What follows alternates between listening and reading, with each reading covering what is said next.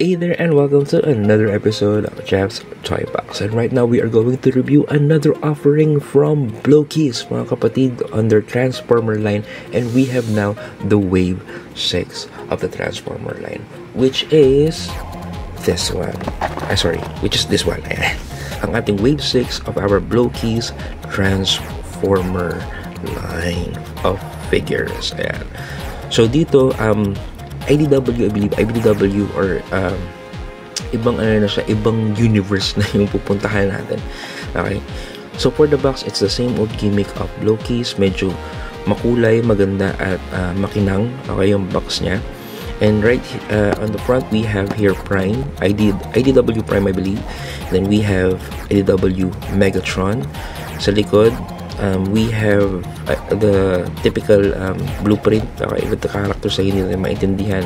And on the back naman, or on the other side, we have the checklist kung ano ba yung pwede natin makuha. And still in Chinese character, because I got this on Shopee again with the seller, with the same seller, I believe, na pinagkukuhanan ko ng Blokies figures kasi subok na sila para sa akin. On the top, Blokies, Transformers. Sa baba, you have the same old things with Hasbro and then QR code. And tingnan natin ang ating pwedeng makuha. So we have here the following people or the following characters na pwede natin makuha on the list. So we have Optimus Prime, we have Megatron, we have Sunstreak, we have Wheeljack, we have, nakalimutan ko yung pangalan na to. I forgot, and then ito rin na nakalimutan ko. But two Decepticons, we have the two Decepticons. Insecticons yung isa yung one of the Conehead brothers. We also have Ratchet. We also have Swoop in his Dino form and his Robot form. And meron tayong yung kanilang secret figure or rare figure, which is one out of 36 is yung kanilang Orion Pax figure. Okay, so same lang siya ng IDW Optimus Prime. It's just from it just have a different color scheme and meron siyang mga additional, hindi naman siya additional, no? Color scheme lang. Medyo makinang yung niya, yung kanyang plastic, I believe. So ano ang gusto nating makuha? For me, ang gusto kong makuha is si Optimus Prime, si Megatron, syempre. So Optimus and Megatron or yung chase figure nila. And also the Conehead. Okay, one of the Conehead. Pwede na rin si Wheeljack. Okay. But siguro those 5. Okay. And by the way, still ang kinuha nating boxes, we have here 3 boxes because of the lucky number of 3 and na ating bubuksan. And let's go ahead and open our first box. Okay, sana makuha natin yung cheese. Okay. So, gamit na tayo ng gunting. Okay. So, the help of our scissor. Para di na masyadong sira yung box. I'm not sure kung meron silang meron silang tawag ito, meron nga silang preview para sa Wave 7. By the way, yung sa Wave 5 na preview, hindi pala siya about sa Wave 6, about pala yun sa special figure collaboration ng Transformer 1 tsaka ng Blokies, which is yung parang malalaking figure nila. Yeah. So wala tayong preview.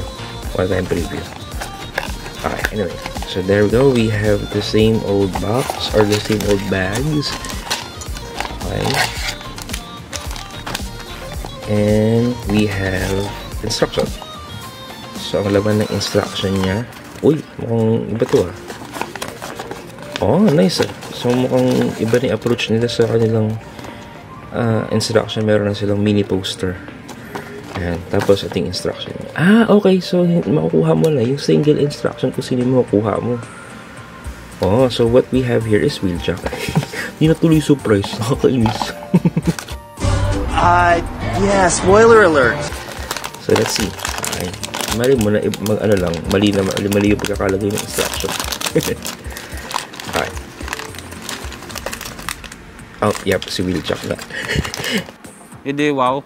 Anyway, so yan. So ito yung kanyang yung kanyang stand and kanyang mga hands and joints, and then ito yung figure itself. There you go.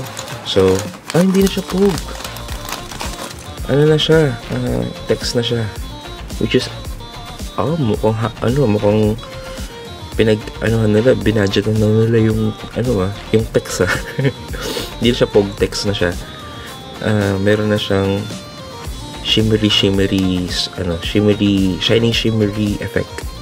Yeah, but anyway, I'll be back after these messages, and we're gonna proceed with the figure. The Transformers will return after these messages. And we're back, and our first figure is Wheeljack. Tulad nga nakita natin spoiler kanina dun sa instruction niya. So, ewan ko lang, parang sa akin parang ang putla ni Wheeljack dito. Ito ba talaga yung color scheme niya? Kasi dito kung titingnan nyo medyo dark, diba?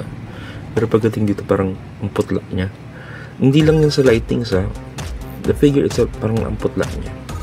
But anyway, still it has an awesome mold, and I believe ito na yung parang earth form niya, or nasa earth na siya, unlike yung previously na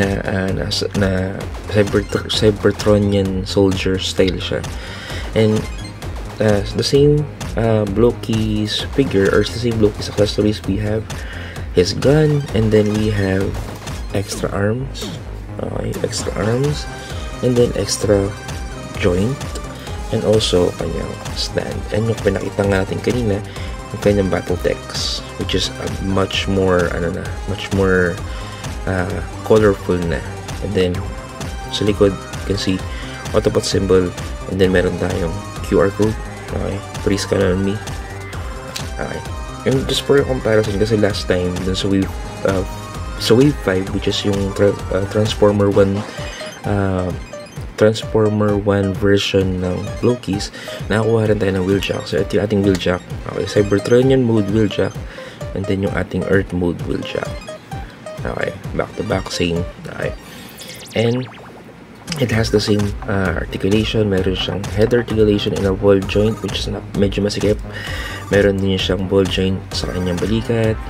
Okay, so free na free yung balikat niya. Meron siyang 90-degree bend sa kanyang elbow. Meron siyang wrist, meron siyang hand articulation, although swivel lang siya. Meron siyang hips articulation. Meron siyang ball joint sa kanyang hita. Meron siyang hinge din, same hinge sa mga elbow niya sa kanyang tuhod. At meron siyang meron siyang elbow, ball joint sa kanyang paa. So although limitado, meron pa rin siyang feet articulation. So you can come up with good poses with the help din of additional arms, Pero din siyang kahit konting, meron din siyang articulation sa wings kung i-count nyo yun. Pero yeah, you can come up with good poses on this figure alongside dun sa kanyang mga additional hands or extra hands kung gusto nyo ng specific pose. By the way, ball joint yung kanyang shoulder gun. Okay. So kung gusto nyo rin siyang i-pose along the way. But that is Wheeljack. So ilalagay lang natin siya sa gilid, mga kapatid. So we can go ahead and move on our second figure. Na hope sana makuha na natin yung gusto natin makuha. So second box. Okay. And to open, let's open it on the second box.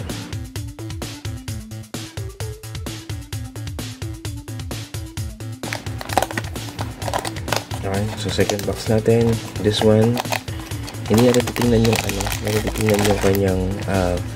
yung kanyang instruction. Avoid spoiler. So open natin yung dalawang bag as usual. There you go. And then open natin yung kanyang first bag. Let's see kung ano laman niya. And what it is, boom.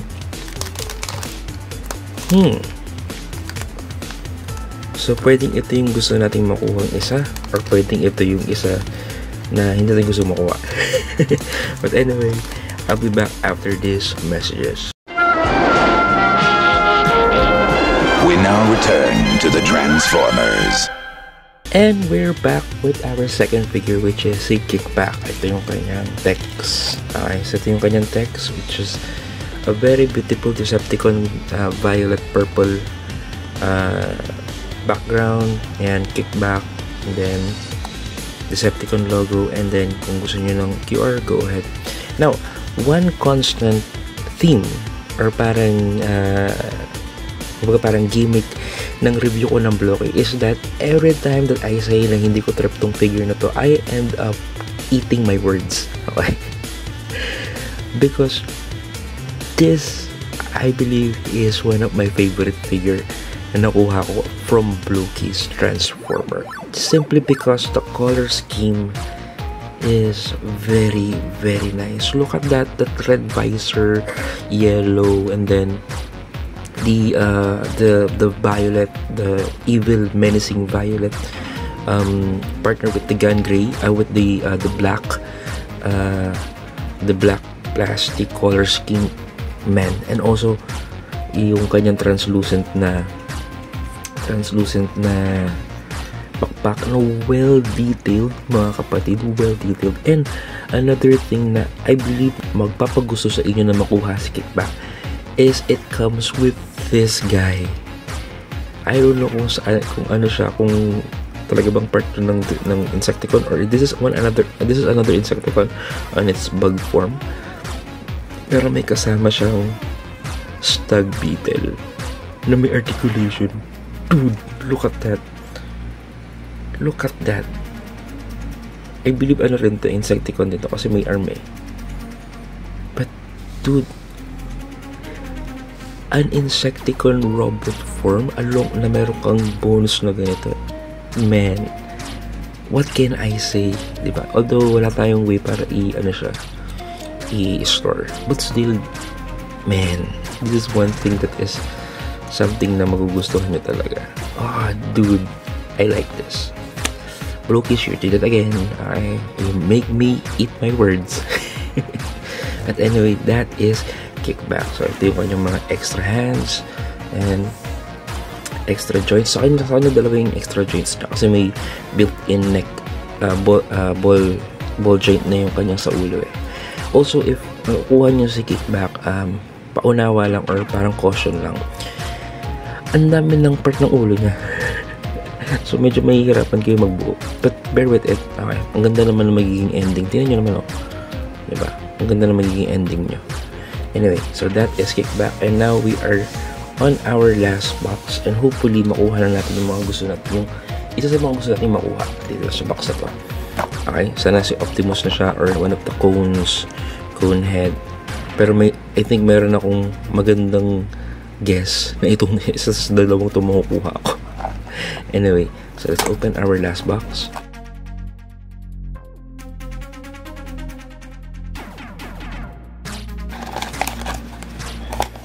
So kung ito yung instruction, hindi natin titingnan for any spoiler.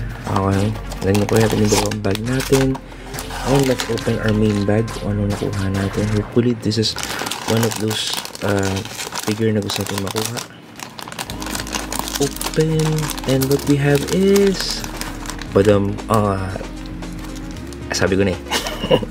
Anyway, still good catch. So I'll be back after these messages. The Transformers will return after these messages. And here is our last figure, which is si Ratchet, and ito yung kanyang card. Okay, so it's done on the same Decepticon purple, kamukha nung kay Kickback, which is ito, and nakalagay dito sa kanyang name is SG Ratchet. So I think it's Shatterglass, which is yung Autobots, yung villain dun sa Shatterglass series, not series pero Shatterglass universe. So that's Ratchet. So Autobot, and then QR code scan if you want, and then here is Ratchet, and you cannot deny that Ratchet is something deadly because of the purple highlights, white, then teal, and then that menacing red flicking eyes and smirk. Tapos flat line pa yung ano niya, yung readings ng chest niya. But yep, that is Ratchet. And so I know it's not part of the still the design is awesome, and cool. And I can see na parang ang sarap niyang i-display alongside Decepticons, diba? But anyway, that is all the figure that we have for our Wave 6 ng Transformer Blokies. Na parang napapansin ko dun sa binibilhan ko sa Shopee. I think if you're going to pick random, kasi meron silang option to pick random or to pick certain or specific figure that you want, medyo may dagdag lang siya na payment dun sa specific figure na gusto mo makuha. It will come into a box pa rin siya, into a box, and sealed pa rin lahat yun. But in some way, na-identify nila, and I don't know how. But for the random, yun nga, makukuha mo is, I think mostly, makukuha mo is not the mains or yung mga talagang hinahanap ng mga parang inaasahan or inaasam na makuha ng mga collector when they buy blind box. But yeah, still, I think it's a win for me. Because especially dun sa ating kickback, no? Especially yun. But yeah, I think what I'm going to do is to try my luck naman when it comes dun sa toy store, sa mga toy store naman tayo, like Toy Kingdom and Toys R Us, because they have the same box na. They have the same blind box na available, which is yung Wave 6 Blokies. Meron na po nun. And medyo may kamahalan lang siya compared sa Shopee because it's imported good. And also, malaki yung chance niya, actually, kung bumili ka ng multiple box, malaki yung chance niya na makuha mo is magkakamuka. So, I don't know. I'll try my luck siguro. But hoping sa hindi ko makakuha ng duplicate. But yun siguro yung security naman na makukuha mo kapag bumili ka sa Shopee. They make sure na hindi mo ka makakakuha ng duplicate. But anyway, that is it for the Blokies Wave 6. Should you get it? If you are a fan or not a fan, but you found Blokies figures, Transformer figures, is quite something to collect, like me. Although di ko sila kinukollect lahat, ang lang sa akin, kumbaga para ma-experience ko lang each wave na meron tayo. Go ahead, you'll never know. Still the quality is the same. It's the same blocky quality, but you know, you cannot really argue talaga na the Blokies is doing a wonderful job on creating these figures.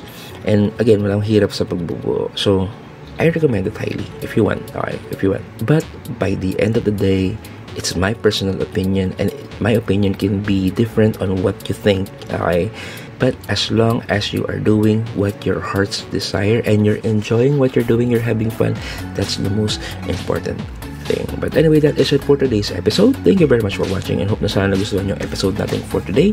Kita-kits tayo sa next episode, and you have a great day. Bye!